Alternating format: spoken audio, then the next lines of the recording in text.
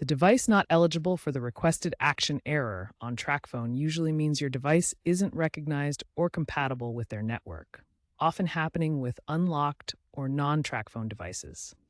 The zip plan fix is a user-discovered workaround. It involves temporarily changing your zip code or plan details during activation to bypass Tracfone's eligibility checks. This exploits a glitch in their system, allowing activation to proceed.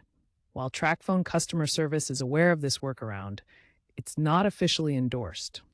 Altering these details during activation fools the system temporarily. For example, using a zip code known for Tracfone service, like 920, might allow activation. This fix is most effective when using Verizon network Tracphones. To use the zip plan fix, start by visiting the Tracfone activation page or opening the app. During the activation process, enter a different zip code or choose an alternative plan to bypass eligibility checks.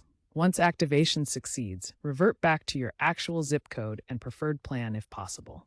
However, be aware of potential consequences. Using this workaround violates Tracfone's terms of service and might void your warranty or lead to service interruptions.